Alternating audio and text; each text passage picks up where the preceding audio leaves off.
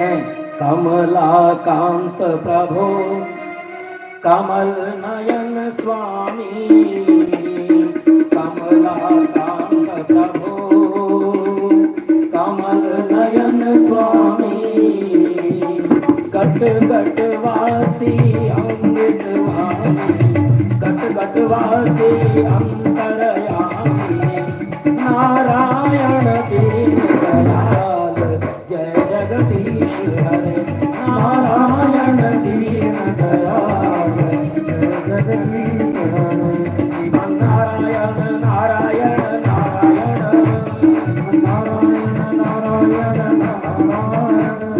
नारायण नारायण नारायण नारायण दीन दयाल जय जगदीश हरे, नारायण दीन दयाल जय जगदीश हरे, कमलाकांत प्रभो कमल नयन स्वामी, कमलाकांत प्रभो कमल नयन स्वामी, घट घट वासी अंतरयामी, घट घट वासी अंतरयामी, नारायण दीन दयाल जय जगदीश हरे, नारायण दीन दयाल जय जगदीश हरे।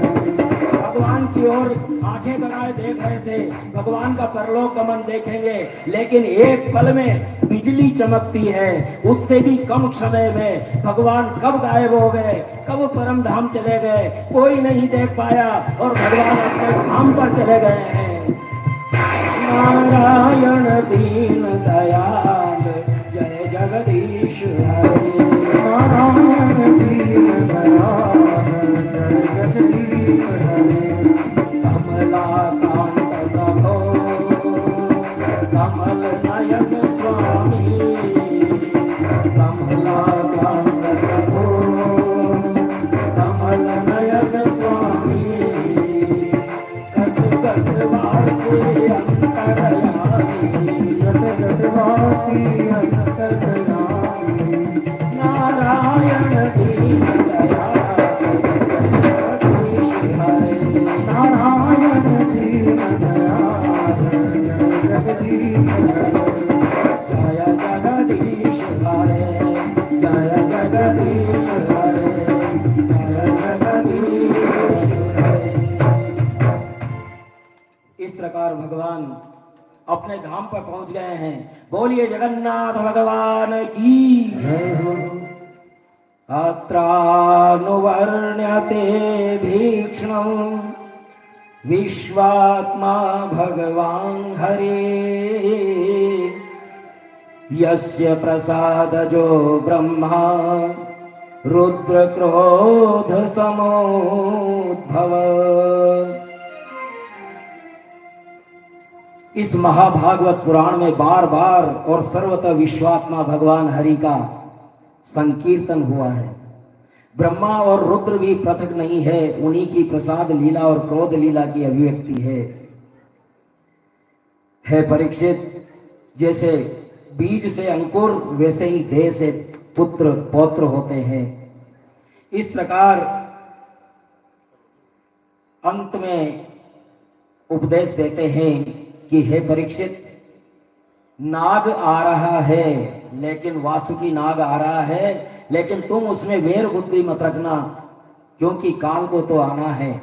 उस समय तुम ध्यान करना, अहम ब्रह्म परम धाम, ब्रह्माहम परमं पदम, एवं समीक्षन्नात्मानं मात्मन्याधाय निष्कले। मैं परब्रह्म हूँ, परम धाम हूँ, ब्रह्मा भी मैं हूँ। इस प्रकार की ध्यान करना। दसंतं तक्षकं पादे लेलिहानं विशानने, न द्रक्ष्यसि शरीरं विश्वं च प्रथगात्मना।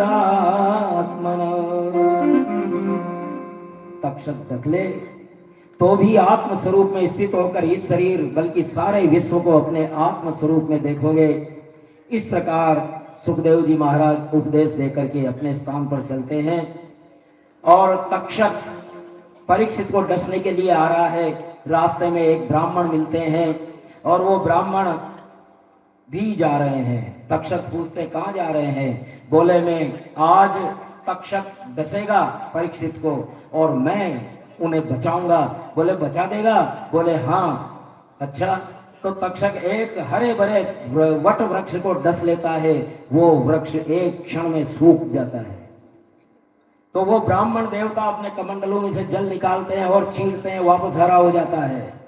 तो तक्षक ने कहा ये खेल बिगाड़ सकता है और अंत में जाकर के कहीं कहीं कहा जाता है कि कुछ दान दक्षिणा देकर के ब्राह्मण को मोड़ दिया, लेकिन वो ब्राह्मण मुड़ा नहीं और आगे जाकर के आखिरकार तक्षक ने उस ब्राह्मण को डस लिया और आखिर फूलों के कटोरे में बैठ करके तक्षक परीक्षित के वहां पहुंचता है। हरे राम राम राम हरे हरे, हरे कृष्ण कृष्ण कृष्ण हरे हरे, हरे राम हरे राम हरे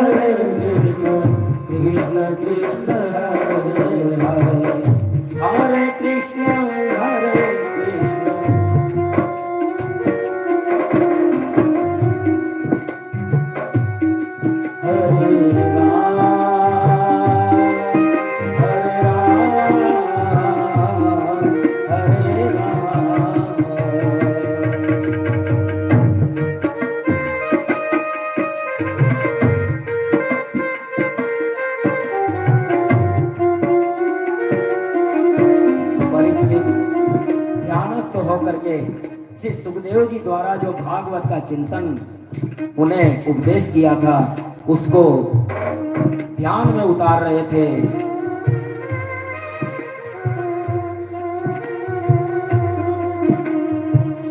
परीक्षित विराजर्षि तामत्तानमात्मना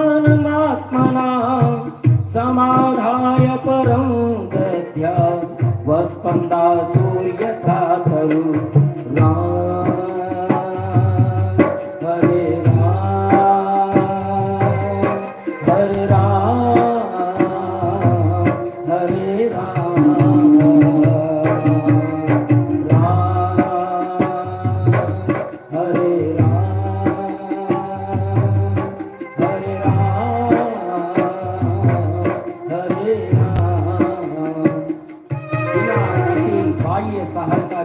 स्वयं ही अपनी अंतरात्मा को परमात्मा के चिंतन में समाहित किया और ध्यान मग्न हो गए। श्वास प्रश्वास भी नहीं रहा, जैसे वृक्ष का ठूंठ हो। और इस प्रकार प्राक कूले बारही शासीनो गंगा कूल मुख ब्रह्म भूतो महायोगी निसंग छिन्न संशय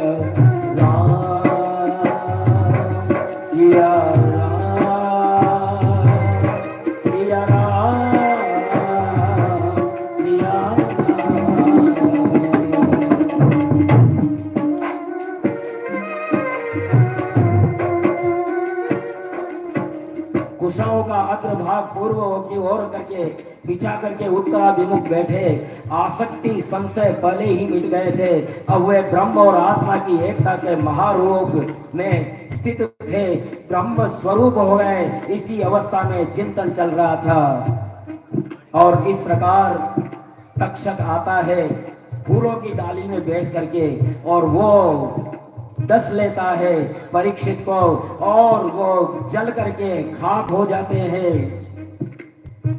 ब्रह्मभूतस्य राजर्षे देहो हि करणाग्निना वभूव भस्म साक्षात् पश्यतां सर्वदेहिनां। राम राम राम सिया राम राम राम राम राम सिया राम। हाहाकारो महानासी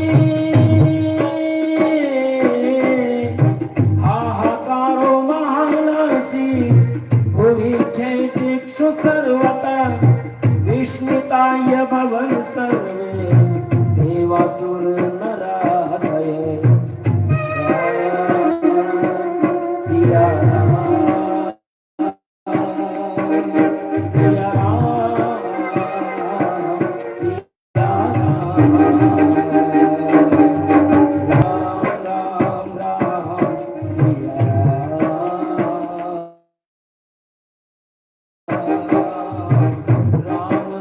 राम सिया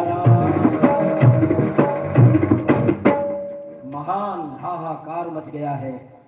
परीक्षित की मोक्ष हुई है, लेकिन देवताओं ने पुष्प वृष्टि की है। क्यों? क्योंकि भागवत ने आज परीक्षित का मोक्ष करवा दिया है। नहीं तो सर्प दंश से मरने वाले का मोक्ष नहीं होता, लेकिन भागवत ने यहाँ मोक्ष करवाया है। जब जन्मेजय ने सुना कि तक्षक ने मेरे पिता को डसा तो क्रोधित हुआ। वह ब्राह्मणों के साथ विधि पूर्वक सर्पों का होम करने लगा, लेकिन तक्षक इंद्र का मित्र था, इंद्रसन से लपट गया और वो इंद्र सहित बुलाओ और इंद्र के साथ जब आहूत होने लगा तब तक्षक का आह्वान किया। इति ब्रह्मोदिताक्षेपे स्थानादिन्द्र प्रचालित वभूव संभ्रांतमति सैमानस तक्षक। जब इंद्र के सिंहासन के सहित जब वो आने लगा तो घबरा गए। तब बृहस्पति ने जन्मेजय को समझाते हुए कहा कि जो होना होता है वो होता है, ये सब हरि की इच्छा से हुआ है, लोक कल्याण के कारण हुआ है। हे राजन, जगत के सभी प्राणी अपने अपने कर्मानुसार जीवन मरण मरणोत्तर गति प्राप्त करते हैं। भले ही मृत्यु सर्प जंश से हो, चोर से हो, अग्नि से हो, बिजली से हो, भूख प्यास से हो, रोग से हो, किंतु बहाने मात्र हैं। वास्तव में तो प्रारब्ध कर्म का उपयोग करते हैं। इस प्रकार जन्मेजय सर्प यज्ञ से विरत हुए। इस प्रकार ये भागवत महापुराण हमने सुना। अब आरती होगी और आरती के बाद यजमान गण भागवत जी के और सभी मंचस्थ विद्वानों का भेंट पूजा करेंगे और उसके बाद सभी जो भी भागवत जी को भेंट करना चाहेंगे वो भेंट कर पाएंगे और भेंट करके भी दक्षिणा देंगे। इसका मतलब ये नहीं है कि मैं कोई रुपया पैसा मांग रहा हूं। मेरी दक्षिणा अलग होती है, रुपया पैसा भले ही देना है मत। दक्षिणा ये होती है कि हमारे अंदर अगर कोई बुरा स्वभाव है, बुरी आदत है, बुरा कुछ है, तो उसको आप यहाँ आज छोड़ेंगे किसी एक बुराई को, वो मेरी दक्षिणा होगी खास। इसलिए अपनी कोई भी बुराई अपने आप में ढूंढ लेना इस आरती के दौरान, और जब नारायणाय नमो कहा जाए तो वो बुराई छोड़ देना और आज के बाद वो बुराई आपके अंदर न रहे, ऐसी दृढ़ संकल्प यहां से लेकर के जाना। आरती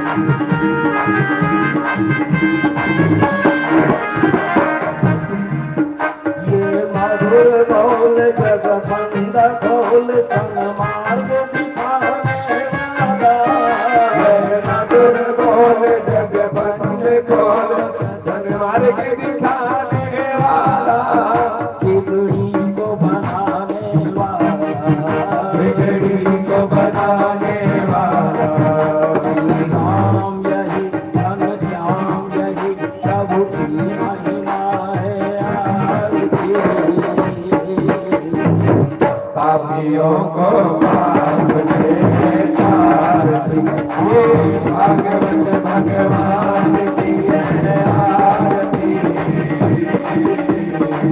पापियों को पाप से आरती, भागवत भगवान की है आरती। पापियों को पाप से आरती।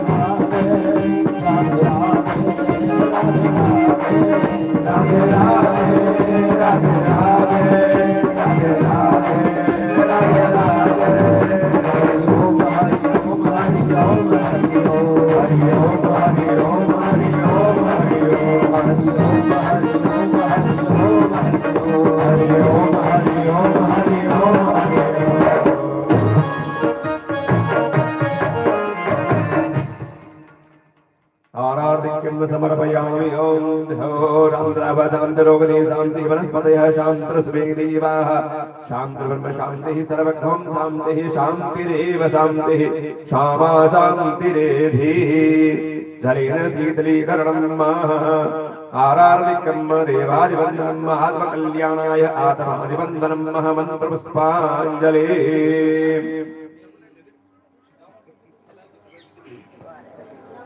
ओम यज्ञेन यज्ञमयजं तदेवास्तानि धर्माणि प्रथमान्यासन्नः तेहनाकं महिमानः सचन्द्र यत्र पूर्वैः साध्याः सन्ति देवाः।